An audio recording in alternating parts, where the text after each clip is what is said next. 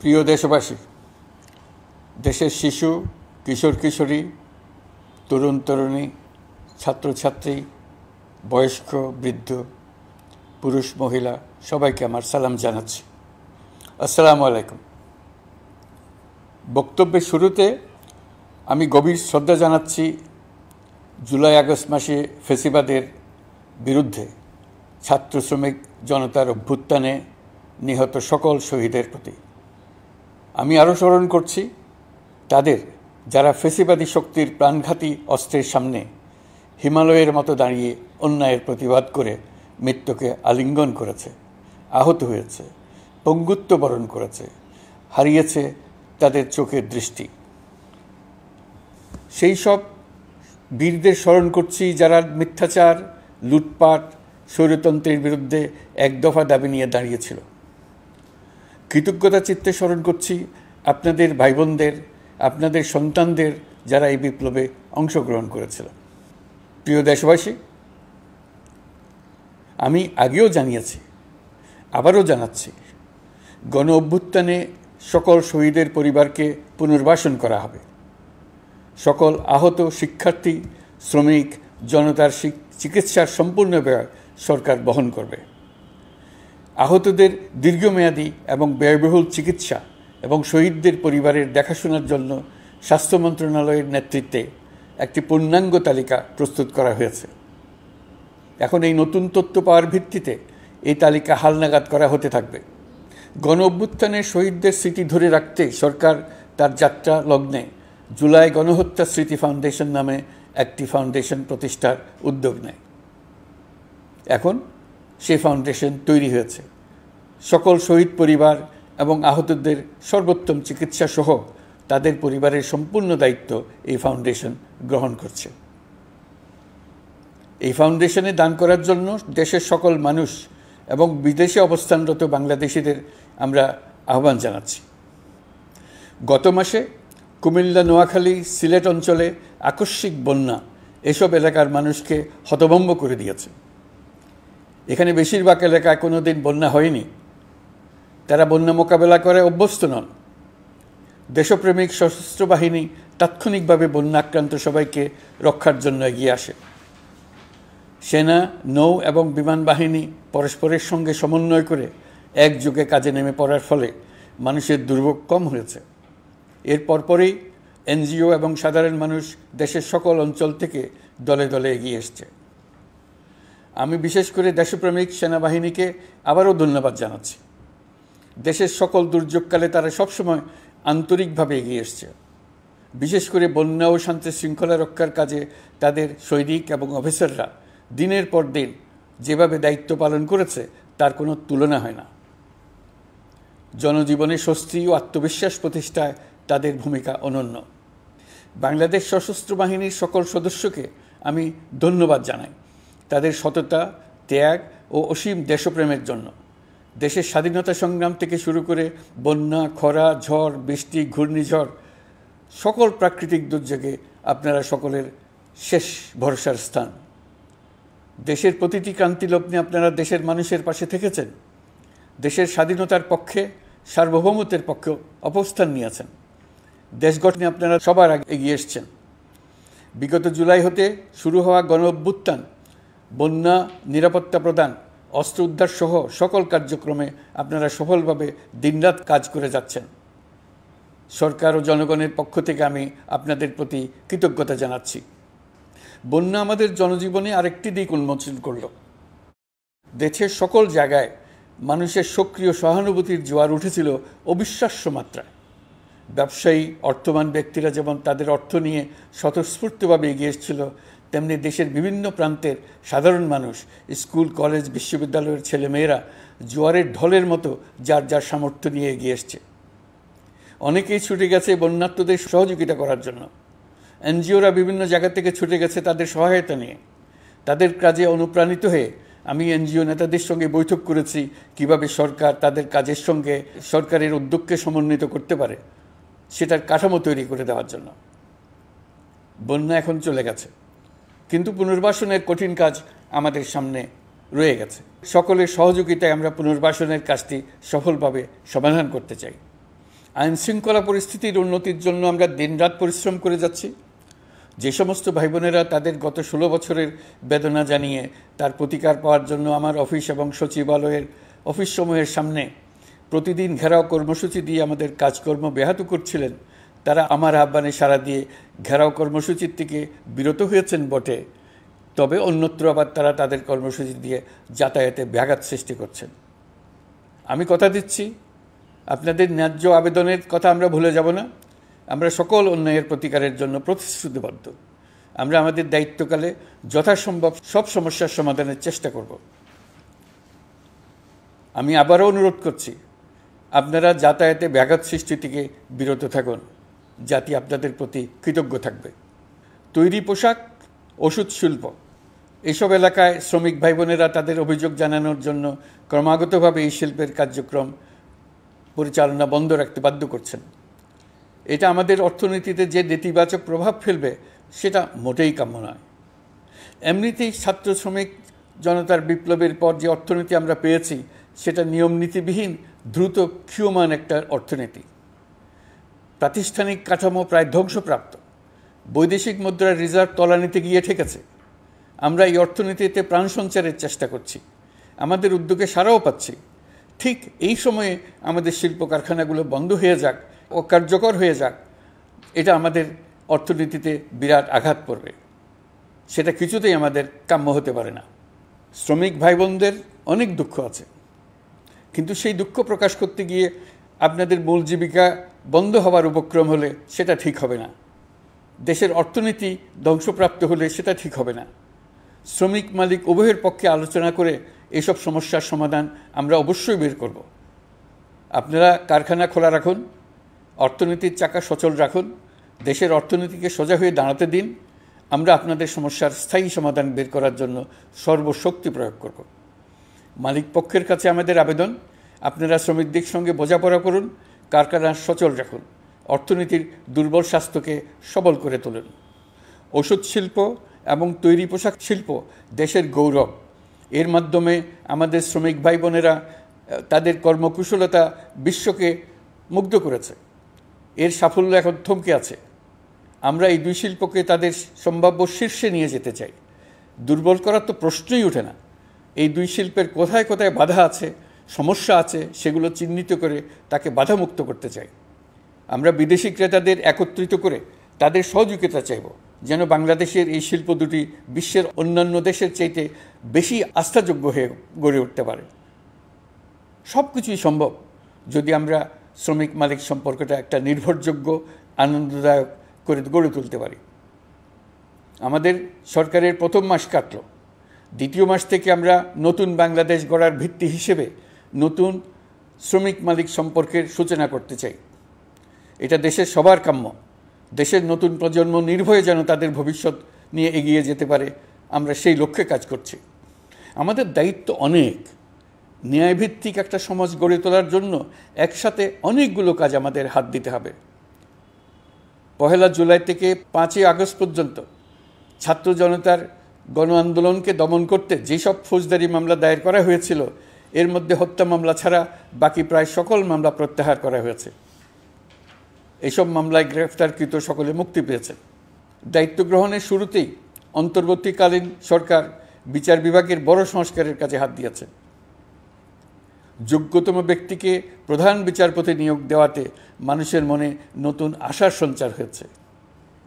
Appeal বিভাগের বিচারপতি নিয়োগ, অ্যাটর্নি জেনারেল নিয়োগ এবং অন্যান্য নিয়োগগুলি অতি গুরুত্বপূর্ণ নিয়োগ, যেগুলো সবকটাই সম্পন্ন হয়েছে। সন্ত্রাস দমন আইন ও ডিজিটাল সাইবার নিরাপত্তা আইনে দায়েরকৃত মিথ্যা হয়রানিমূলক মামলাগুলো প্রত্যাহার করা হচ্ছে। সাইবার নিরাপত্তা আইন সহ বাংলাদেশে বিদ্যমান সকল কালো আইনের তালিকা করা হয়েছে।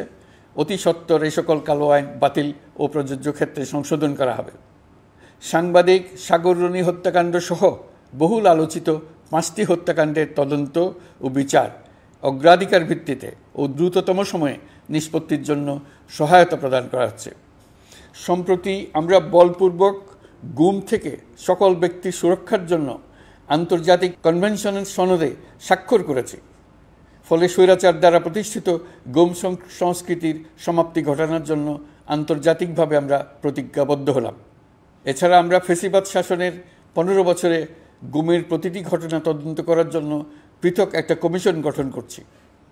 যেসব পরিবার তাদের নিখোঁজ পিতা, স্বামী, পুত্র এবং ভাইদের পাওয়ার জন্য বছরের পর বছর যন্ত্রণার সাথে অপেক্ষা করছেন, আমরা আপনাদের বেদনায় সমব্যথী।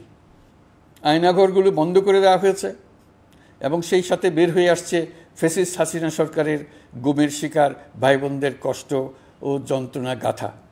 আমাদের তরুণ প্রজন্মের ভবিষ্যৎ যেন উজ্জ্বল হয়, সেটা নিশ্চিত করতে শিক্ষা ব্যবস্থার দিকে আমাদের পূর্ণ নজর রয়েছে। ইতিমধ্যে প্রথম শ্রেণী থেকে দ্বাদশ শ্রেণী পর্যন্ত বর্তমানের ত্রুটিপূর্ণ শিক্ষাক্রম পরিবর্তন করা হয়েছে। বই সংশোধন ও পরিমার্জনের কাজ শেষ পর্যায়ে আছে। এই সংস্কারের কাজ অব্যাহত থাকবে।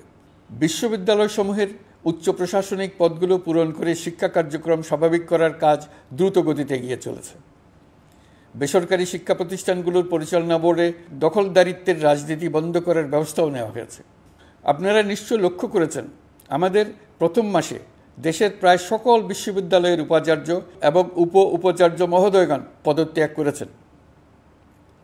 উচ্চশিক্ষার ক্ষেত্রে এটা বিরাট শূন্যতার সৃষ্টি করেছে। প্রথম মাসে আমরা ক্রমাগতভাবে প্রতিটি বিশ্ববিদ্যালয়ে সবার কাছে গ্রহণযোগ্য এমন উপাচার্য এবং উপাচার্য নিয়োগ দেওয়ার কাজ শুরু করেছে। এর ফলে সকল সরকারি এবং বেসরকারি বিশ্ববিদ্যালয়গুলোতে নতুন উদ্যমে কাজ শুরু করার পরিবেশ সৃষ্টি হয়েছে। সংবাদ মাধ্যম ও মত প্রকাশের পূর্ণ স্বাধীনতা ইতিমধ্যে নিশ্চিত করা হয়েছে। আমরা সবাইকে বলে দিয়েছি, আপনারা মন খুলে আমাদের সমালোচনা করুন, আমরা সবার মতামতের প্রতি শ্রদ্ধাশীল। মিডিয়া যাতে কোনো রকম বাধা বিপত্তি ছাড়া নির্বিঘ্নে তাদের কাজ করতে পারে, সেজন্য একটা মিডিয়া কমিশন গঠন করা সরকারের সক্রিয় বিবেচনাধীন। আরও যেসব কমিশন সরকার সহ অন্য সবাইকে জবাবদিহিতার আওতায় আনতে পারে, আমরা তাদের পুনর্গঠন ও সংস্কারের উদ্যোগ নিয়েছি, যাতে তারা আরও শক্তিশালী হয়, জনকল্যাণে কাজ করে। দায়িত্ব গ্রহণের পর বিভিন্ন দেশের সরকার প্রধান টেলিফোনে এবং শুভেচ্ছা বার্তা পাঠিয়ে আমাকে অভিনন্দন জানিয়েছেন। বিভিন্ন দেশের রাষ্ট্রদূত এবং হাই কমিশনারবৃন্দ আমার সাথে সাক্ষাৎ করে দ্বিপাক্ষিক সহযোগিতা বৃদ্ধির আশ্বাস দিয়েছেন। আমার অনুরোধে সংযুক্ত আরব আমিরাতের 57 জন বাংলাদেশি যারা ফ্যাসিবাদ বিরোধী বিক্ষোভে অংশগ্রহণ করা বিভিন্ন মেয়াদে কারাদণ্ডে দণ্ডিত হয়েছিলেন, তাদের সাধারণ ক্ষমা ঘোষণা করেছেন সে দেশের সরকার। ইতিমধ্যে তাদের কয়েকজন দেশে ফিরে এসেছেন। এই ক্ষমা প্রদর্শন ছিল অতি বিরল একটি ঘটনা। এই জন্য আমি সংযুক্ত আরব আমিরাতের রাষ্ট্রপতি শেখ মোহাম্মদ বিন জায়েদ আল নাহিয়ানকে ধন্যবাদ ও কৃতজ্ঞতা জানিয়েছি আপনাদের সবার পক্ষ থেকে। যে সমস্ত সরকার প্রধানের সঙ্গে আমার টেলিফোনে যোগাযোগ হয়েছে, তাদের মধ্যে রয়েছেন ভারতের প্রধানমন্ত্রী নরেন্দ্র মোদী, পাকিস্তানের প্রধানমন্ত্রী শাহবাজ শরীফ। আমরা ভারত এবং অন্যান্য প্রতিবেশী রাষ্ট্রসমূহের সঙ্গে সুসম্পর্ক চাই, তবে সেই সম্পর্ক হতে হবে ন্যায্যতা এবং সমতার ভিত্তিতে। ভারতের সাথে আমরা ইতিমধ্যে বন্যা মোকাবেলায় উচ্চ পর্যায়ে দ্বিপাক্ষিক সহযোগিতার আলোচনা শুরু করেছি। দক্ষিণ এশিয়ায় আঞ্চলিক সহযোগিতা বৃদ্ধির লক্ষ্যে আমি সার্ক রাষ্ট্রগোষ্ঠী পুনর্জীবিত করার উদ্যোগ নিয়েছি। আমরা চাই আমাদের দেশ যেন একটি গণতান্ত্রিক দেশ হিসেবে বিশ্বের কাছে সম্মানের সাথে পরিচিত হয়। দেশের পরিকল্পনা যেন দেশের মানুষ কেন্দ্রিক হয়, কোনো নেতা বা দল কেন্দ্রিক না হয়। আমরা স্বৈরাচারী হাসিনা সরকারের অহেতুক কোটি কোটি টাকা ব্যয়ের প্রকল্প বাস্তবায়িত হতে দেখেছি, যেগুলো কখনোই দেশের মানুষের জন্য ছিল না, বরং এর সাথে জড়িত ছিল কুৎসিত আমিত্ব এবং বিশাল আকারের চুরি। চলমান এবং প্রস্তাবিত সকল উন্নয়ন প্রকল্পগুলোর যাচাই বাছাই করার কাজ ইতিমধ্যে আমরা শুরু করেছি। প্রকল্প বাস্তবায়নের পর্যায় বিবেচনা করে বাকি কাজে ব্যয়ের সাশ্রয় এমনকি প্রয়োজন মতে তা বাতিল করার কথা বিবেচনা করা হবে। দেশের মানুষকে আর ফাঁকি দেওয়া চলবে না। কর্মসংস্থান তৈরি করবে এমন প্রকল্পগুলোকে আমরা অগ্রাধিকার দেব। লুটপাট ও পাচার হয়ে যাওয়া অর্থ ফিরিয়ে আনার উদ্যোগ আমরা নিয়েছি। আর্থিক খাতে শৃঙ্খলা ফিরিয়ে আনতে একটা ব্যাংকিং কমিশনও গঠন করার উদ্যোগ নেওয়া হয়েছে। বিভিন্ন ব্যাংকের পরিচালনা পরিষদ পুনর্গঠন করা হয়েছে। ব্যাংকিং খাতে এই এক মাসে বিরাট পরিবর্তন এসেছে, আপনারা নিশ্চয়ই সেটা লক্ষ্য করেছেন। আমরা এই খাতে নিয়মনীতি প্রতিষ্ঠা করতে পেরেছি। আরও অনেক কাজ বাকি রয়ে গেছে।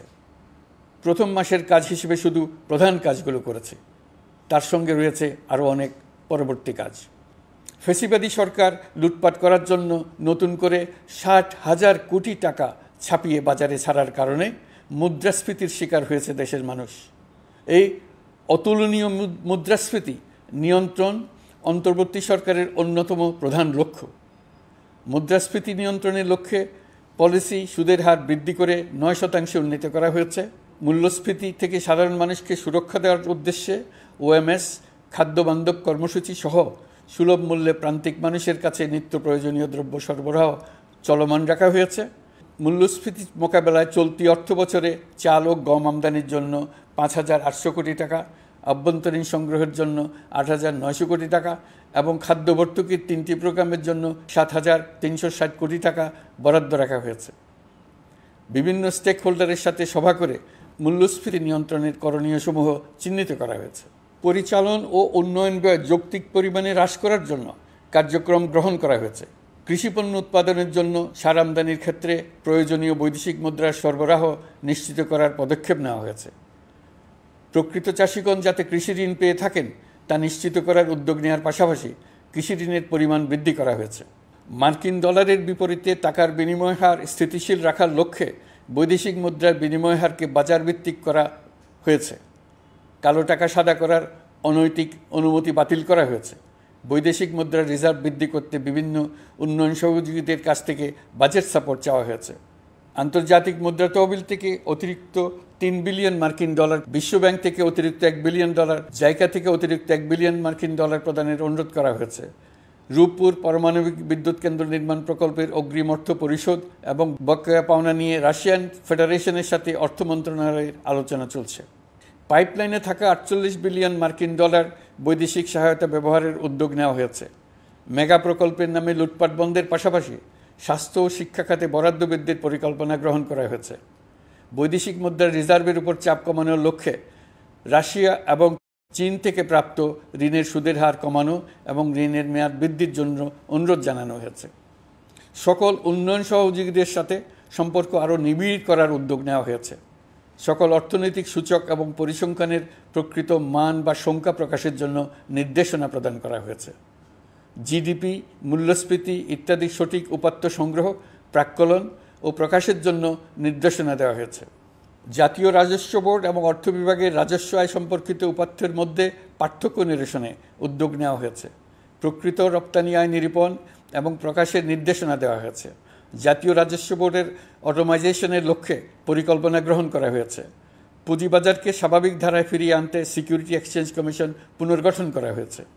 নিত্য প্রয়োজনীয় পণ্য সামগ্রীর সরবরাহ স্বাভাবিক রাখার নিমিত্তে ব্যবসায়ী, শিল্প মালিক ও ব্যবসায়ী সংগঠনের সাথে সভা করা হচ্ছে এবং তাদের মতামতের ভিত্তিতে বিভিন্ন ব্যবস্থা গ্রহণ করা হচ্ছে। বিদ্যমান মজুদ ও ঘাটতি মূল্যায়ন করে ভবিষ্যৎ চাহিদা পর্যালোচনা করে স্থানীয় উৎপাদন বৃদ্ধির পাশাপাশি আমদানি পর্যায়ে বিভিন্ন জটিলতা দূরীকরণ, বন্দর ও বড় মোকামসহ পরিবহন ব্যবস্থার বিভিন্ন সমস্যা সমাধানে সংশ্লিষ্ট সকল মন্ত্রণালয়, দপ্তর, বিভাগকে প্রয়োজনীয় নির্দেশ দেওয়া হয়েছে। এই জন্য তেল, চিনি, ডিম ও মাংস উৎপাদনকারী বৃহৎ প্রতিষ্ঠানসমূহের সাথে সভা ও মতবিনিময় করা হচ্ছে। নিত্য প্রয়োজনীয় কিছু দ্রব্যাদি যেমন পেঁয়াজ, আলু এসবের দাম আরও কমানোর জন্য বিদ্যমান শুল্ক হার হ্রাসের বিষয়ে এনবিআরকে প্রয়োজনীয় নির্দেশনা দেওয়া হয়েছে। ইতোমধ্যে এনবিআর পেঁয়াজ, আলু ও কতিপয় কীটনাশকের ক্ষেত্রে আমদানি শুল্ক হ্রাস এবং ক্ষেত্র বিশেষে রেগুলেটরি শুল্ক প্রত্যাহার করে এসআরও জারি করেছে। নিম্ন আয়ের 1 কোটি পরিবারকে টিসিবির মাধ্যমে হ্রাসকৃত মূল্যে কিছু পণ্য যেমন পরিবার প্রতি চাল মাসে 5 কেজি, সয়াবিন তেল মাসে 2 কেজি, মসুর ডাল মাসে 2 কেজি দেওয়া হচ্ছে। এটি সামনের দিনগুলোতে অব্যাহত রাখা হবে। সরকার দায়িত্ব গ্রহণের পর জনপ্রত্যাশা অনুযায়ী বিদ্যুৎ, জ্বালানি ও খনিজ সম্পদ মন্ত্রণালয় হতে বিদ্যুৎ ও জ্বালানির দ্রুত সরবরাহ বৃদ্ধি আইনের অধীনে চলমান সকল প্রকার নেগোসিয়েশন, প্রকল্প বাছাই এবং ক্রয় প্রক্রিয়াকরণ কার্যক্রম আপাতত স্থগিত করা হয়েছে। গত 1.5 দশকে এই আইন ব্যবহার করে লক্ষ কোটি টাকা লুটপাট হয়েছে। বিদ্যুৎ, জ্বালানি ও খনিজ সম্পদ মন্ত্রণালয়ের আওতাধীন কোম্পানিসমূহে অধিকতর স্বচ্ছতা ও জবাবদিহিতা আনার লক্ষ্যে কোম্পানিসমূহের পরিচালনা পর্ষদ পুনর্গঠন করা হয়েছে। প্রকৌশল, ভূতত্ত্ব এবং খনিজ হিসাব বিষয়ে অধ্যয়ন করেছে এমন ছাত্র প্রতিনিধি অন্তর্ভুক্ত করার জন্য উদ্যোগ গ্রহণ করা হয়েছে। এই খাতে অধিকতর সক্ষমতা, গতিশীলতা এবং জবাবদিহিতা নিশ্চিত করার লক্ষ্যে বিশেষজ্ঞগণের সমন্বয়ে একটি কমিটি গঠন করা হয়েছে। জ্বালানি তেলের মূল্য জনপ্রত্যাশা অনুযায়ী সহনশীল রাখতে অকটেন ও পেট্রোলের দাম 6 টাকা, ডিজেল ও কেরোসিনের দাম 1 টাকা 25 পয়সা কমানো হয়েছে। 37 দিন বন্ধ থাকার পর গত 25 আগস্ট হতে মিরপুর 10 ও কাজীপাড়া স্টেশন ছাড়া বাকি সব স্টেশনে মেট্রো রেল পুনরায় চালু করা হয়েছে। ভুয়া মুক্তিযোদ্ধাদের চিহ্নিত করার লক্ষ্যে বিশেষ করে মুক্তিযুদ্ধের সময় যাদের বয়স 12.5 বছরের কম ছিল তাদের মুক্তিযুদ্ধ তালিকা হতে বাতিলের জন্য সুপ্রিম কোর্টে লিভ টু আপিলের পদক্ষেপ গ্রহণ করা হয়েছে। মুক্তিযোদ্ধা কল্যাণ ট্রাস্টের আওতাধীন বেদখলকৃত স্থাবর সম্পত্তি উদ্ধারে প্রয়োজনীয় ব্যবস্থা গ্রহণ করা হয়েছে। গৃহায়ন ও গণপূর্ত মন্ত্রণালয় কর্তৃক গৃহীত বরিশাল, রংপুর, ময়মনসিংহ উন্নয়ন কর্তৃপক্ষ আইন এর খসড়া তৈরির কার্যক্রম নেওয়া হয়েছে। পূর্বাচল নতুন শহর প্রকল্প, ঢাকার আশেপাশে স্যাটেলাইট সিটি নির্মাণের রোডম্যাপ চূড়ান্তকরণের উদ্যোগ নেওয়া হয়েছে।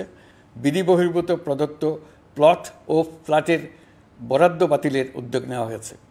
প্রিয় দেশবাসী, আপনাদের আমাদের সন্তানদের জন্য একটি গণতান্ত্রিক বাংলাদেশের রূপরেখা তৈরি করতে আমরা দৃঢ় প্রতিজ্ঞ।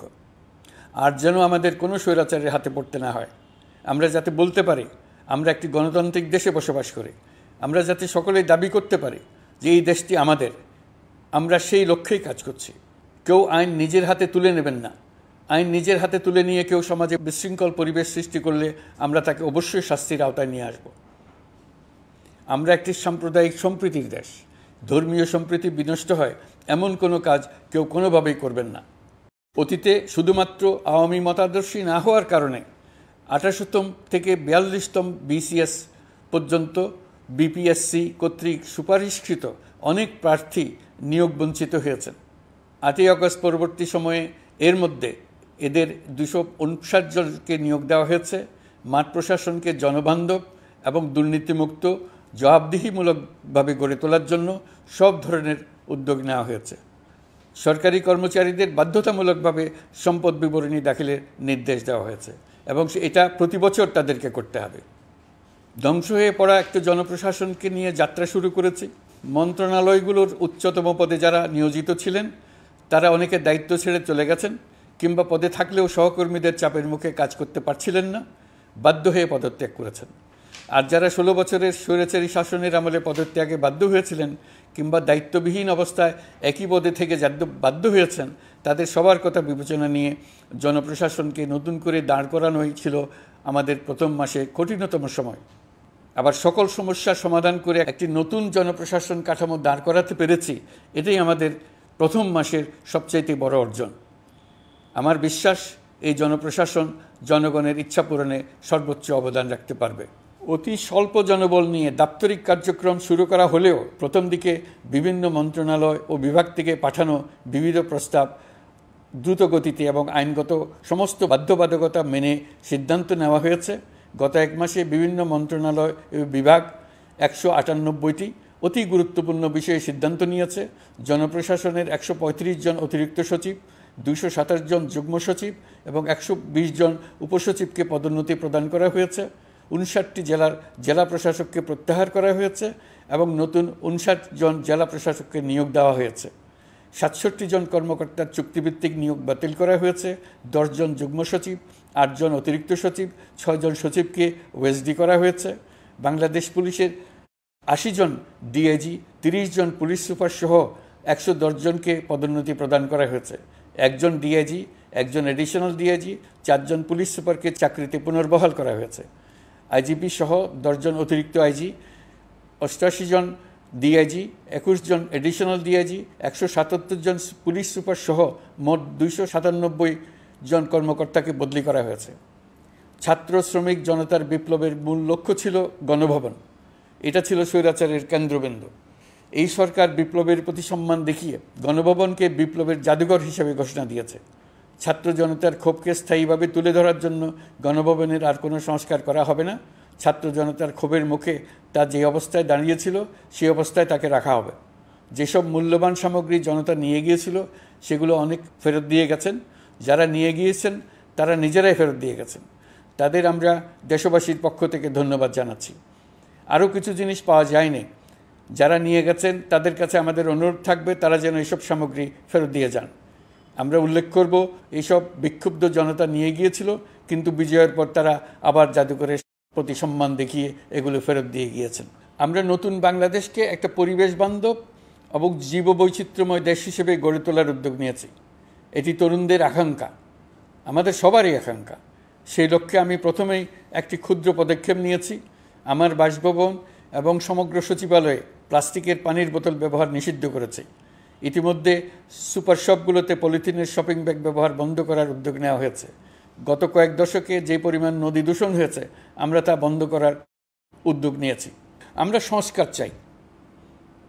আমাদের একান্ত অনুরোধ, আমাদের উপর যে সংস্কারের গুরুদায়িত্ব দিয়েছেন, সেই দায়িত্ব দিয়ে আপনারা দর্শকের গ্যালারিতে চলে যাবেন না। আপনারা আমাদের সঙ্গে থাকুন, আমরা একসঙ্গে সংস্কার করব। এটা আমাদের সবার দায়িত্ব। আপনারা নিজ নিজ জগতে সংস্কার আনুন। একটা জাতির সংস্কার শুধু সরকারের সংস্কার হলে হয় না। আপনি ব্যবসায়ী হলে আপনার ব্যবসায়ী সংস্কার আনুন। ব্যবসায়ী গোষ্ঠীরা তাদের নিজ নিজ সমিতির মাধ্যমে সংস্কার আনুন। সমিতিতে সংস্কার আনুন। নতুন করে সমিতি গঠনতন্ত্র সংশোধন করুন। আপনি শ্রমিক হলে আপনার ক্ষেত্রে আপনি সংস্কার করুন। আপনি রাজনৈতিক নেতাকর্মী হলে আপনার ক্ষেত্রে সংস্কার করুন। আপনি প্রতিষ্ঠান প্রধান হলে আপনার প্রতিষ্ঠানে সংস্কার আনুন। আমি এটাকে সুযোগ হিসেবে গ্রহণ করার জন্য সবাইকে আহ্বান জানাচ্ছি। এই সংস্কারের মাধ্যমে আমরা জাতি হিসেবে নতুনভাবে যাত্রা শুরু করতে চাই। আমাদের এই যাত্রা আমাদেরকে পৃথিবীর একটা সম্মানিত জাতি হিসেবে প্রতিষ্ঠিত করুক, এটাই আমাদের সবার কাম্য, এটাই আমাদের সবার লক্ষ্য। গত এক মাসে আমি বেশ কিছু রাজনৈতিক দলের সঙ্গে পৃথকভাবে বসছি, তাদের সঙ্গে মতামত বিনিময় করেছি। তারা আমাদের উৎসাহিত করেছেন, ছাত্র শ্রমিক জনতার বিপ্লবের লক্ষ্যের প্রতি সমর্থন জানিয়েছেন, সংস্কারের কাজে পূর্ণ সহযোগিতা দেওয়ার আশ্বাস দিয়েছেন। আমি দেশের বিশিষ্ট সম্পাদক বৃন্দের সঙ্গে মত বিনিময় করেছি, তারাও সংস্কারের কাজে পূর্ণ সহযোগিতা দেওয়ার আশ্বাস দিয়েছেন। তারা বিভিন্ন বিষয়ে মূল্যবান পরামর্শ দিয়েছেন। সবার পরামর্শ নিয়ে এখন আমাদের অগ্রসর হওয়ার পালা। আমি বিশিষ্ট ব্যবসায়ীদের সঙ্গে বৈঠক করেছি, তাদের কাছে আমাদের সরকারের লক্ষ্যগুলো ব্যাখ্যা করেছি, তারাও আমাদের লক্ষ্যের সঙ্গে একমত প্রকাশ করেছেন। আপনারা জানেন, ছাত্র শ্রমিক জনতার ঐতিহাসিক জুলাই গণ অভ্যুত্থানের মুখে এবং হাজারো মানুষের আত্মদানের বিনিময়ে বাংলাদেশে ফ্যাসিস্ট সরকারের পতন হয়েছে। এই গণ অভ্যুত্থানের বার্তা ও আকাঙ্ক্ষা বাস্তবায়নের জন্য একটি অভূতপূর্ব সময় ও সুযোগ আমরা এর মধ্য দিয়ে অর্জন করেছি। এর বাস্তবায়ন তথা বাংলাদেশের ফ্যাসিজম বা স্বৈরতান্ত্রিক শাসন পুনরাবৃত্তির আশঙ্কা রোধ এবং জনমালিকানা ভিত্তিক কল্যাণমুখী জনস্বার্থে নিবেদিত একটি রাষ্ট্র ব্যবস্থা প্রবর্তনের লক্ষ্যে কিছু জাতীয় ভিত্তিক সংস্কার সম্পন্ন করা জরুরি হয়ে পড়েছে। উক্ত সংস্কার ভাবনার অন্যতম কেন্দ্রবিন্দু হচ্ছে সুষ্ঠু নির্বাচন ব্যবস্থা, সুশাসন প্রতিষ্ঠা করা। আমরা যেহেতু জনগণের ভোটাধিকার ও জনগণের মালিকানায় বিশ্বাস করি, সেহেতু নির্বাচন ব্যবস্থার উন্নয়নে আমাদের সংস্কার ভাবনায় গুরুত্ব পেয়েছে অধিক। আমরা মনে করি নির্বাচনের নামে সংখ্যাগরিষ্ঠতার একাধিপত্য ও দুঃশাসন মানুষের উপর চাপিয়ে দেওয়া বা এর মাধ্যমে এক ব্যক্তি বা এক পরিবার বা কোনো গোষ্ঠীর কাছে সকল ক্ষমতা কুক্ষিগত করে রাখার কোনো ক্রমেই গ্রহণযোগ্য নয়। এসব আশঙ্কা রোধ করার জন্য নির্বাচনের সাথে সম্পর্কিত নির্বাচন কমিশন সহ অন্যান্য প্রতিষ্ঠানগুলোর সংস্কারের কথা আমরা ভাবছি। নির্বাচন ব্যবস্থার সাথে সম্পর্কিত প্রতিষ্ঠান হিসেবে পুলিশ প্রশাসন, জনপ্রশাসন, বিচার প্রশাসন, দুর্নীতি দমন কমিশন এই 4টি প্রতিষ্ঠানের সংস্কার করা সুষ্ঠু ও অবাধ নির্বাচনের জন্য অপরিহার্য। এসব প্রতিষ্ঠানের সংস্কার জনমালিকানা ভিত্তিক, জবাবদিহিমূলক এবং কল্যাণমূলক রাষ্ট্র ব্যবস্থা প্রতিষ্ঠায় অবদান রাখবে বলে আমি বিশ্বাস করি। এর পাশাপাশি সমাজের সকল স্তরের মানুষের প্রতিনিধিত্ব ও স্বার্থ নিশ্চিত করার জন্য এবং জুলাই গণ অভ্যুত্থানের বার্তাকে প্রতিফলিত করার জন্য সাংবিধানিক সংস্কারের প্রয়োজন আমরা অনুভব করছি। এসব বিষয়ে সংস্কার করার প্রাথমিক পদক্ষেপ হিসেবে আমরা প্রাথমিকভাবে 6টি কমিশন গঠন করার সিদ্ধান্ত নিয়েছি। এসব কমিশনের কাজ পরিচালনার জন্য বিষয়ভিত্তিক অভিজ্ঞতা বিবেচনা করে 6 জন বিশিষ্ট নাগরিকের নেতৃত্বে এই কমিশনগুলো পরিচালনা করার দায়িত্ব দিয়েছি। এরপর আরও বিভিন্ন বিষয়ে কমিশন গঠন করার প্রক্রিয়া আমরা অব্যাহত রাখব। নির্বাচন ব্যবস্থা সংস্কার কমিশনের প্রধান হিসেবে দায়িত্ব পালন করবেন ডক্টর বদিউল আলম মজুমদার। পুলিশ প্রশাসন সংস্কার কমিশনের প্রধান হিসেবে কাজ করবেন জনাব সরফরাজ চৌধুরী। বিচার বিভাগ সংস্কার কমিশনের প্রধান হিসেবে দায়িত্ব পালন করবেন বিচারপতি শাহ আবু নাঈম মমিনুর রহমান। দুর্নীতি দমন সংস্কার কমিশনের প্রধান হিসেবে দায়িত্ব পালন করবেন ডক্টর ইফতেখারুজ্জামান। জনপ্রশাসন সংস্কার কমিশনের প্রধান হিসেবে দায়িত্ব পালন করবেন জনাব আব্দুল মুহিত চৌধুরী। সংবিধান সংস্কার কমিশনের প্রধান হিসেবে দায়িত্ব পালন করবেন ডক্টর শাহদিন মালিক। এসব কমিশনের অন্য সদস্যদের নাম কমিশন প্রধানদের সাথে আলোচনা করে ঠিক করা হবে। কমিশনগুলোর আলোচনা ও পরামর্শ সভায় উপদেষ্টা পরিষদের সদস্য, ছাত্র, শ্রমিক জনতা আন্দোলনের প্রতিনিধি, নাগরিক সমাজ ও রাজনৈতিক দলের প্রতিনিধিরা উপস্থিত থাকবেন। পূর্ণাঙ্গভাবে গঠিত হওয়ার পর কমিশন আনুষ্ঠানিকভাবে তাদের কাজ আগামী 1 অক্টোবর থেকে শুরু করতে পারবে বলে আমি আশা করছি এবং এটি পরবর্তী 3 মাসের মধ্যে সম্পন্ন হবে বলে আমরা ধারণা করছি। কমিশনের রিপোর্টের ভিত্তিতে সরকার পরবর্তী পর্যায়ে প্রধান রাজনৈতিক দলগুলোর সাথে পরামর্শ সভার আয়োজন করবে। চূড়ান্ত পর্যায়ে ছাত্র সমাজ, নাগরিক সমাজ, রাজনৈতিক দলের প্রতিনিধি, সরকারের প্রতিনিধি নিয়ে ব্যাপক ভিত্তিক 3 থেকে 7 দিন ব্যাপী একটি পরামর্শ সভার ভিত্তিতে সংস্কার ভাবনার রূপরেখা চূড়ান্ত করা হবে। এতে এই রূপরেখা কীভাবে বাস্তবায়ন হবে তার একটি ধারণাও দেওয়া হবে। এই আয়োজন জুলাই গণঅভ্যুত্থানের বার্তা বাস্তবায়ন ও রাষ্ট্র পুনর্নির্মাণ তাগিদের ঐক্যবন্ধনে গোটা জাতিকে শক্তিশালী ও আশাবাদী করে তুলবে বলে আমাদের বিশ্বাস। প্রিয় দেশবাসী, আমাদের সামনে অনেক কাজ। সবাই মিলে একই লক্ষ্যে আমরা অগ্রসর হতে চাই। আমাদের মধ্যে, বিশেষ করে আমাদের নতুন প্রজন্মের মধ্যে যে সুপ্ত প্রতিভা লুকিয়ে আছে সেটা যেন বিনা বাধায় রাষ্ট্রের এবং সমাজের সহযোগিতায় প্রকাশ করতে পারি, সেই সুযোগের কাঠামো তৈরি করতে চাই। সকলে মিলে আমাদের পরিবারের প্রতিটি সদস্যকে, সে ঝাড়ুদার হোক, ছাত্র হোক, শিক্ষক হোক, যে কোনো ধর্মের হোক, সবার সমান অধিকার নিশ্চিত করতে চাই। এই হলো আমাদের সংস্কারের মূল লক্ষ্য। আসুন ছাত্র শ্রমিক জনতার এই বিপ্লবের লক্ষ্যকে আমরা দ্রুত বাস্তবায়ন করি। আমাদের প্রথম মাসে আমরা যেই গতিতে, যে উদ্যম নিয়ে কাজ এগিয়ে নিয়ে যাওয়ার কথা চিন্তা করেছিলাম সেটা হয়তো করতে পারিনি বাস্তব অবস্থার পরিপ্রেক্ষিতে। দেশের আইনশৃঙ্খলা পরিস্থিতি স্বাভাবিক রাখা গেলে আশা করি আমরা আমাদের গতি অনেক বাড়াতে পারব। এই জন্য দেশের সকল মানুষের কাছে, শিক্ষক, ছাত্রছাত্রী, কৃষক, শ্রমিক, পেশাজীবী, বড় ব্যবসায়ী, ক্ষুদ্র ব্যবসায়ী, দিনমজুর, গৃহিণী, সকলের সহযোগিতা চেয়েছি। আমাদের কাজ বড় কঠিন, কিন্তু জাতি হিসেবে এবার ব্যর্থ হওয়ার কোনো অবকাশ আমাদের নেই। আমাদেরকে সফল হতেই হবে। এই সাফল্য আপনাদের কারণেই আসবে, আপনার সহযোগিতার কারণেই আসবে। আমাদের কাজ হবে আপনার আমার স্বপ্নকে বাস্তবে রূপায়িত করা। এখন আমরা আমাদের 2য় মাস শুরু করছি। আমাদের 2য় মাসে যেন আপনাদের মনে দৃঢ় আস্থা সৃষ্টি করতে পারি, সেই চেষ্টা করে যাব। ধৈর্য ধরুন, এই কথাটি আমি মোটেই আপনাদের বলবো না। আমরা সবাই অধৈর্য হয়ে পড়েছি। এত সব কাজ কখন যে শেষ হবে এটা চিন্তা করে আমরা অধৈর্য হব, কেন হব না? কিন্তু সঠিকভাবে কাজ করব, কাজে কোনো অধৈর্যের চিহ্ন রাখব না। প্রিয় দেশবাসী, দেশের শিশু, কিশোর কিশোরী, তরুণ তরুণী, ছাত্রছাত্রী, বয়স্ক, বৃদ্ধ, পুরুষ, মহিলা, সবাইকে আবারও আমার সালাম জানাচ্ছি। আসসালামু আলাইকুম। আপনাদের সবাইকে ধন্যবাদ জানাচ্ছি। মহান আল্লাহ আমাদের সকলের সহায় হন।